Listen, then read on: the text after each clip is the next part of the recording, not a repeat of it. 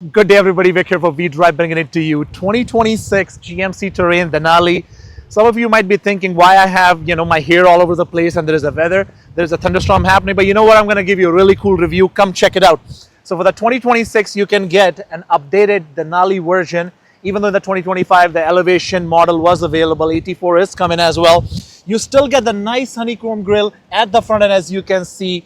Chrome right here, chrome everywhere, as you can see, right? Obviously, you still have that cool updated LED lights with the precision projector lamps 1 and 2. But here's another thing. There is a very little fog lamp which is located right at the bottom. I hope you're able to see it, which is pretty cool. Your block heater now is located on the side of the vehicle instead of located in the middle of a spot, right? You have 19 inches wheels right here that are Continentals. They're all season tires, which is pretty cool. Now, I have a question for you. Go watch my video on the fully loaded Elevation, which is $46,000. This is $53,000. And I want to know if you can justify spending another $5,000, $6,000, $7,000 on this one over an Elevation. Now, back to the review. You have the body match fender flares right here. This color is called Radiant Red, which is pretty cool looking.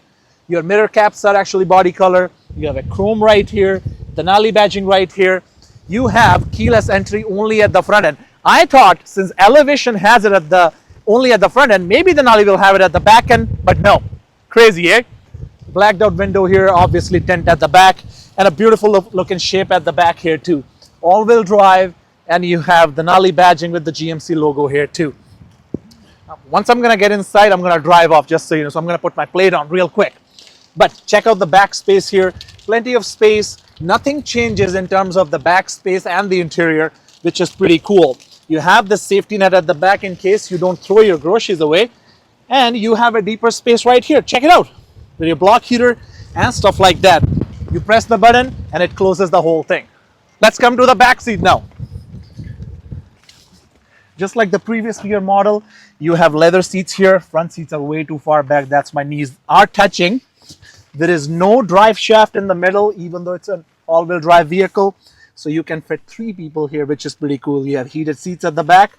You have USB-C ports, no USB ports, and there is no 110 volt at the back, which is kind of sad, but you know what? I'm pretty sure you can live without it.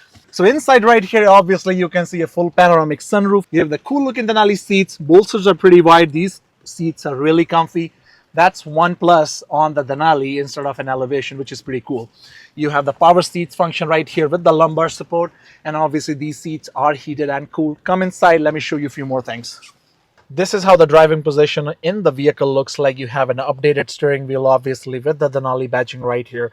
Any other trim, you're only going to have a GMC logo right here. You have all the drive modes right here, where you can select the tow haul, snow ice, off-road, and just normal mode. And if you want to keep it just a 2-wheel drive or all-wheel drive, you can press these buttons on the side right here, which is pretty cool.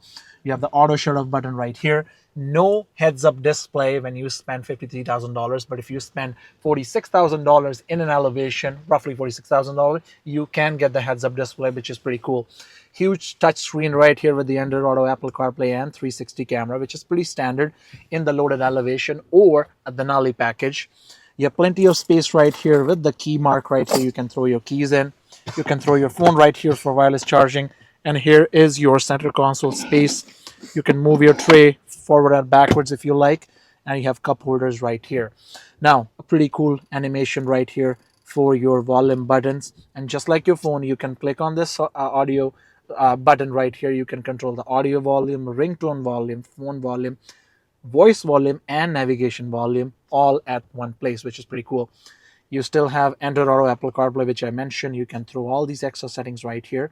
Your trip information, instead of being there, you'll control everything right here. But if you would like to throw all that on the screen, you can also do that by just doing this, right? Which is pretty cool. Now, if you also want to throw your navigation on that cluster screen, you can also do that just by pressing this button. For the first time in a Terrain, you will also have the paddle shifters. And if you want to shift your transmission, all you do is this.